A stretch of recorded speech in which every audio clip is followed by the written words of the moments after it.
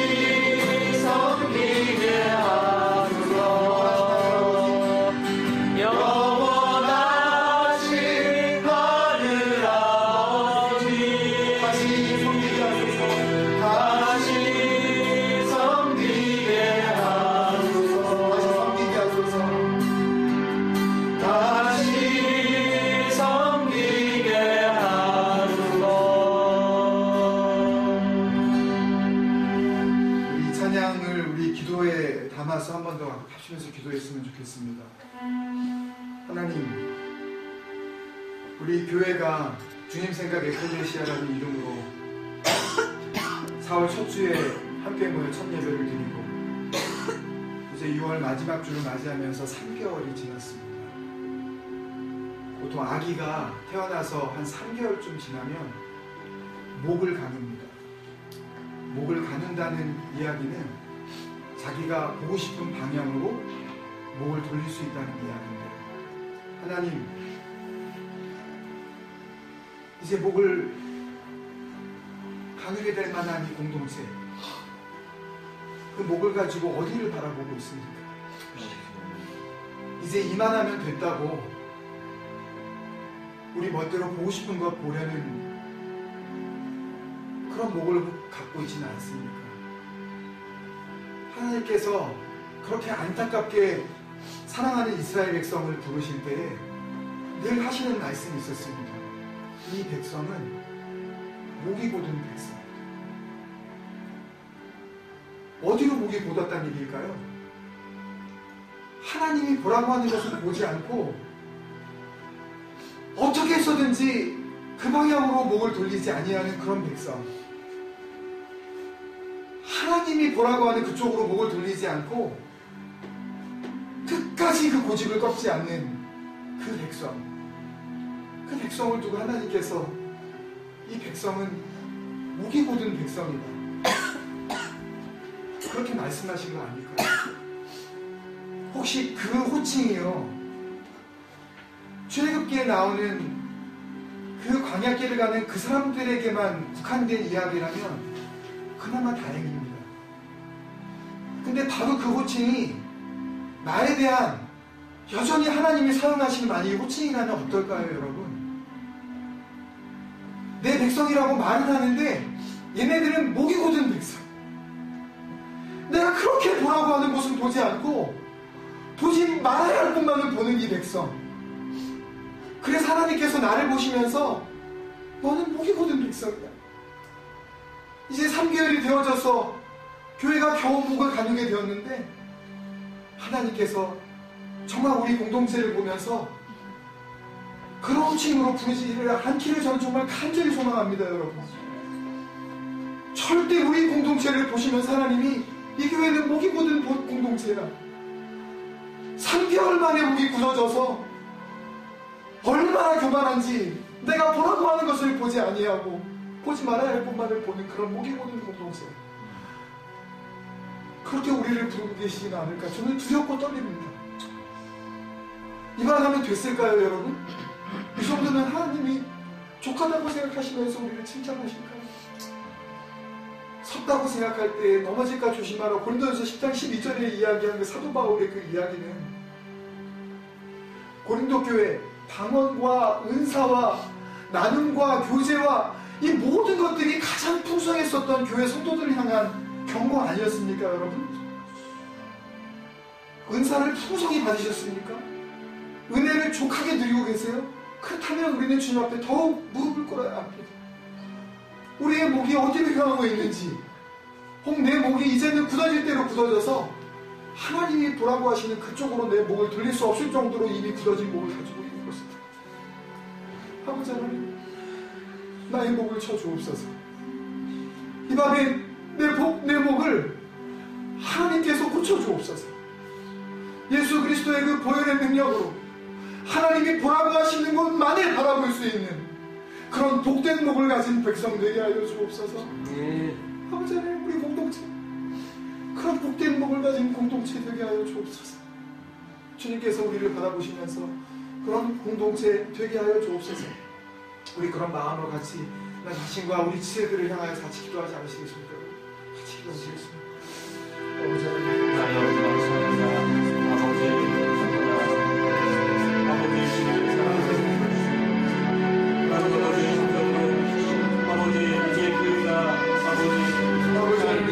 지나면서 하나님 아버지 내가 원하는 것만 바라보는 하나님의 생각이라고는 주님 생각이라고는 이제 아버지 하나님께서 원하시는 아버지 하나님, 하나님 아버지 생각을 생각만 아버지 하나님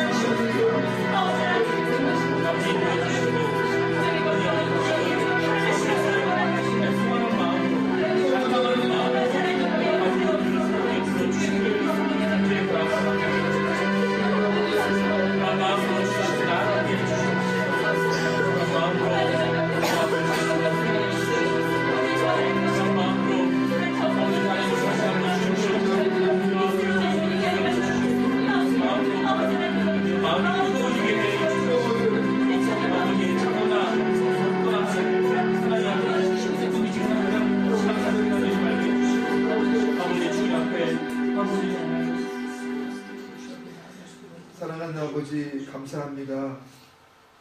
우리의 마음과 뜻과 정성을 다하여 살아계신 하나님을 찬양하였습니다. 우리의 뜨거운 심령, 하나님을 너무나도 사랑하는 마음, 주님께서 인정하시고 또 하나님께서 기뻐하시고 또 아름답게 받으시는 향기로운 제사가 되어 하나님 계시는 그 보좌에까지 상달되었을 줄로 믿습니다. 아버지 하나님, 그 믿음으로 하나님의 말씀을 나누게 하여 주옵소서. 말씀 앞에서 우리가 새 힘을 얻게 하여 주시옵시고 새로운 하나님의 깨달음을 통하여 주님께서 주시는 놀라운 믿음의 역사를 이루어 나가게 하여 주시옵소서. 감사하고 예수님의 이름으로 기도합니다. 아멘. 주님 앞에 감사의 박수 드리겠습니다.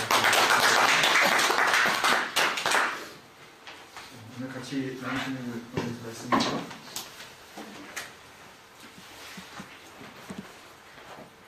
마태복음 6장 13절 그리고 누가복음 11장 4절 뒷부분.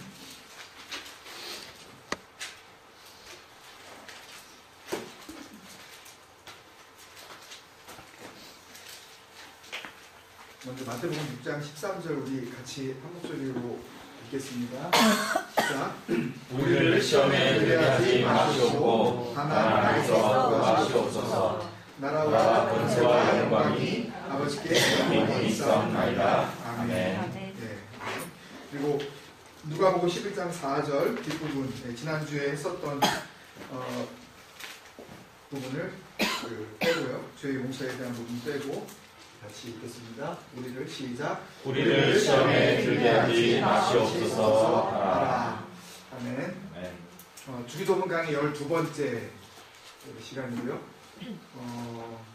다음 주에 오늘 나누는 부분에 대한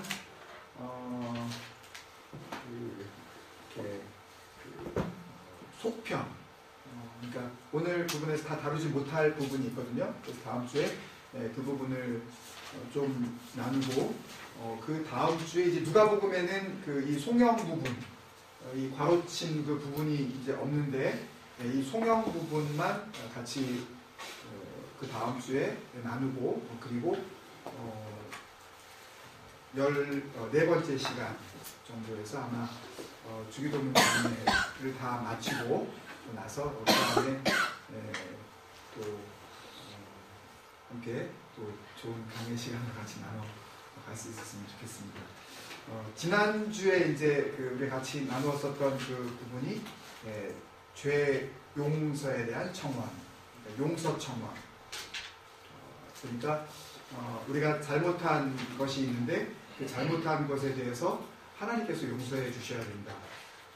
그것을 다른 표현으로 하면 영적 치료다 이렇게 말할 수가 있는데요. 근본적인 치료가 이루어지는 거죠.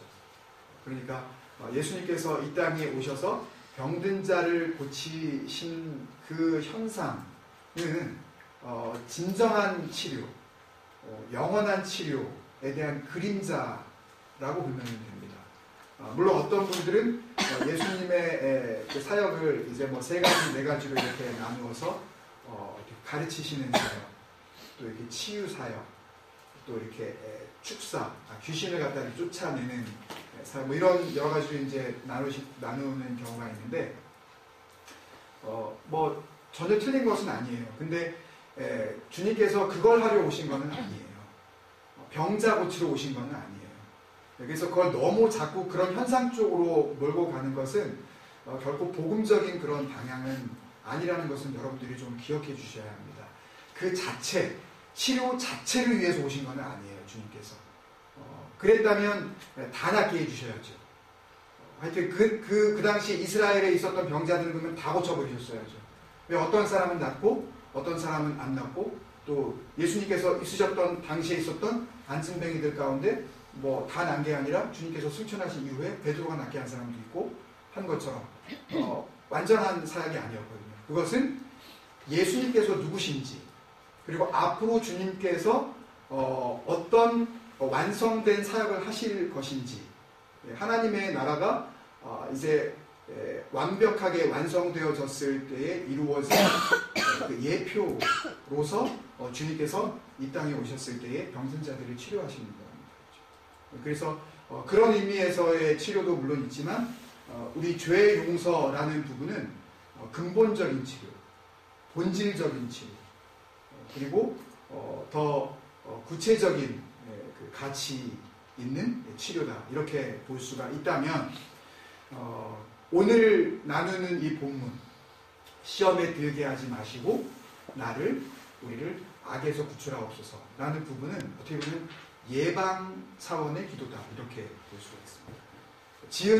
내가 이미 지은 죄를 용서하옵소서, 영적인 치료다 라고 본다면 내가 다시 또 이 시험에 들어서 죄를 짓게 되는 일이 없도록 그 악에서 나를 구하여 주옵소서, 예방 차원의 기도다 라고 이렇게 결론적으로 말씀을 드릴 수가 있습니다.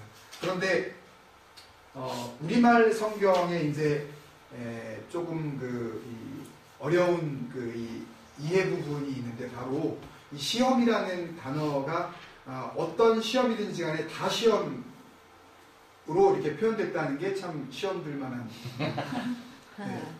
이게 시험입니다. 이게. 그러니까 무슨 얘기냐면 그러니까 시험의 종류가 몇 가지가 있는데, 오늘 이제 그 중에서 3가지만 잘 아시는 거지만 한번 잠깐 살펴보고 그 다음에 이제 마무리를 하려고 하는데요. 그러니까 하나님께서 하시는 그런 시험도 있어요. 하나님이 안 하시는 시험도 있고, 그리고 누가 이렇게 시키지 않아서 시켜서 되어지는 시험 아닌 또 그런 시험도 있어요. 그러니까 그 근원 자체가 어딘지 정확하게 알 수 없는 그런 시험, 이런 것들이 있는데 크게 이제 3가지로 시험을 나눠 보았습니다. 다 아시는 거지만 이렇게 한번 나눠볼 수가 있습니다. 첫 번째 시험, 3가지 시험인데요. 첫 번째 시험은 페이라스 모이스라는 그런 헬라어 단어인데, 물론 막 혼용되긴 합니다. 그런데 구체 좀 일부러 나누자면 이렇게 나눌 수가 있는데, 영어 단어로 하면 trial입니다. 한국말로 하면 시련, 박해, 고난 쪽에 해당이 되어지는데요. 야고보서 1장 2절에서부터 3절 그리고 12절에 나오는 그 시험이 바로 이 페이라스 모이스입니다. 야고보서 1장 2절에서 3절 제가 읽어드릴게요. 내 형제들아, 너희가 여러가지 시험을 당하거든 온전히 기쁘게 여기라. 이는 너희 믿음의 시련이, 그죠? 갑자기 시험을 당하거든 해놓고서 갑자기 3절에서 믿음의 시련이, 이게 시험과 시련이 같은 단어라는 것을 알려주고 있는 것이죠. 믿음의 시련이 인내를 만들어내는 줄 너희가 알미라. 그리고 12절에도 보면은 시험을 참는 자는 복이 있나니 이는 시련을 견뎌낸 자가, 또 시험과 시련이 막 혼용되어서 쓰여지고 있죠. 그 시험, 여기서 이 야고보서 1장 2절 3절 그리고 12절에서 나오는 페이라스 모이스라는 트라이얼, 시험, 시련, 박해, 핍박, 예수님을 믿을 때에 당하게 되어서 어떤 고난, 이런 모든 것들을 다 페이라스 모이스, 한 가지 종류의 이제 시험이고요. 그 시험은 우리가 믿음의 인내를 통하여서 반드시 극복하여야 할 그런 열매이지요. 그렇게 되어진 거. 두 번째 이제 그 시험은 우리가 지금 이 주기도문에서 나오는 바로 이 시험과 이제 같은 시험인데요. 페이라조 메노스라는 단어인데 템테이션입니다. 유혹, 혹은 다른 단어로 신약성경에서 미혹이라고 쓰여지는 그런 단어고요. 됐다라고 할 때 쓰여지는 단어인데요. 13절에 쓰인 단어가 바로 이 템테이션입니다. 야고보서 1장 13절. 사람이 시험을 받을 때에 내가 하나님께 시험을 받는다 하지 말지니 하나님은 악에게 시험을 받지도 아니하시고 친히 아무도 시험하지 아니하시느니라. 아멘이신가요? 아멘. 약간 의문점이 있으시지 않으시나요? 여기서요? 하나님 아무도 시험 안 하시나요? 하시나요? 이게 시험이라니까요. 이 시험이 뭔 시험인지 저 시험은 무슨 시험인지 이 시험과 저 시험이 막 같이 혼용되면서 이 시험이 저 시험인지 저 시험이 이 시험인지 막 이걸 갖다가 이게 막 헷갈리게 되는 그런 상황이 한국말이기 때문에 나타나는 건데요. 이 야고보서 1장 13절 이 시험은 어떤 시험이다? 템페이션이다. 이건 유혹이에요. 유혹은 왜 유혹하는 거예요? 유혹을 해서 그냥 유혹하는 걸로 그냥 끝이에요? 유혹의 목표가 있죠. 어떻게 하는 거죠? 예? 예, 실족. 예, 실족이라는 단어가 무슨 단어인지 아십니까? 스캔달론이라는 단어인데요. 스캔들. 이 단어 여기서 파생이 되는데요. 실족이라는 것은 스캔들이 만들어집니다. 뭔가 하여튼 해프닝, 어떤 그런 어페어가 나타났다는 거죠. 안 좋은 그런, 윤리적으로, 도덕적으로 안 좋은 그런 일이 벌어졌다는 거죠. 유혹의 목표는 죄짓게 하는 거죠. 유혹의 목표는 하나님으로부터 멀어지게 하는 거죠. 그죠? 예, 유혹의 목표는 하나님을 대항하는 거예요. 대표적인 유혹이 뭡니까? 창세기 첫 번에 나오는 사단을 뱀을 가장한 악한 영이 나타나서 사단이 나타나서 여자를 먼저 꼬였죠. 정말 먹지 말라 그랬냐? 그랬더니 여자가 그 말을 듣고 나서 보니까 어때요? 그 말을 들은 다음에 보니까 정말 먹음직도 하고 보암직도 하고 지혜롭게 할 만큼 탐스럽기도 하고 먹음직, 보암직, 탐스럽다. 그러니까 그러면은 먹음직한 거 보면은 그러면 나 이렇게 예를 들어서 고기가 막 이렇게 쫙 이렇게 바베큐 쫙 이렇게 하면 그럼 먹음직스럽다 이렇게 하면 그건 뭐 이게 그러면 잘못된 건가? 그럼 뭐 참 이렇게 보기 좋고 참 보기 좋다. 그런 게 잘못된 건가? 근데 모든 것이 잘못되었다는 것이 아니라 그 욕심 가운데에 뭐가 잉태되어지면 죄가 잉태되어지면 그러면 그것이 사망으로 이르게 되어지면 결국 하나님과의 관계에 단절이 나타나는 그 상황으로 그런 길을 가게 만드는 그런 것이 유혹이다. 그게 바로 페이라조메노스인데 야고보서 1장 13절에 나오는 하나님께서는 친히 아무도 시험하지 않으신다 할 때 이 시험은 하나님께서 유혹하지 않으신다. 그런데 하나님께서 시험을 하셨죠. 누굴 시험하셨어요? 아브라함을 시험하셨죠. 어떻게 시험하셨죠? 100세 되어서 난 그 아들을 데리고 모리아산으로 가라. 그래서 하나님께서 창세기 22장에 아브라함을 시험하시려고 라는 말이 나오죠. 그 시험은 어떤 시험이냐면 세 번째 나오는 시험이에요. 페이라조. 이것은 테스트입니다. 어떤 테스트? 100세 되어서 난 그 아들과 그리고 눈에 보이지 않지만 그 아들을 주신 하나님이 있을 때 눈에 보이는 이 금지 오격 같은 내 아들 그리고 보이지 않지만 계신 것 같은 그 하나님 둘 중에 누굴 더 섬기느냐 누굴 더 사랑하느냐 이걸 테스트하시려는 거죠. 이걸 검증하시고자 하는 겁니다. verification, verify 하는 겁니다. 검증해 보는 거예요. 정말 얘가 맞나 안 맞나. 예수님께서 빌립을 시험하시려고 그래서 너희가 먹을 것을 이 사람들에게 주라. 오병이어의 기적이 나타나기 직전에 예수님께서 빌립을 시험하신 그 시험은 페이라죠. verify, identify입니다. 뭐에 대한 identify? 이 사람이 정말 하나님의 사람인지 아닌지 이 사람이 이래도 정말 믿음을 버릴 건지 안 버릴 건지 그것을 갖다가 verify하고 identify 하시기 위해서 하나님께서 하시는 그 테스트 그게 뭐라고요? 그게 세 번째 시험이에요. 페이라죠. 그러면 주기도문의 시험은 그 다음 주기도문의 시험은 첫 번째, 두 번째, 세 번째 가운데에 뭐겠습니까? 답을 말씀드렸지만 페이라조 메노스라고 한 템테이션 유혹이죠. 왜냐하면 하나님께서 만약에 이 그 시험이 하나님께서 하시는 시험이라면 우리가 만약에 기도할 때에 우리를 시험에 들게 마옵시고 라는 이야기는 하나님께서 하시는 시험에 우리가 들게 하지 마옵소서. 그러면 하나님께서 시험하고자 하실 때 그 시험을 내가 물리치게 해 주옵소서라는 기도가 되기 때문에 말이 안 되는 거죠, 논리적으로. 하나님께서 우리에게 시험을 하실 때에는 그 시험을 받아야 돼요. 아브라함에게 아들을 데리고 모리아 산으로 가라. 그러면 가야 되는 거예요. 가야 되는데 내가 됐다고요. 이렇게 물리칠 수가 없는 것처럼 하나님의 시험은 우리가 받아야 되는 거예요. 그리고 그 앞에서 우리를 하나님 앞에 증명해 보여드려야 해요.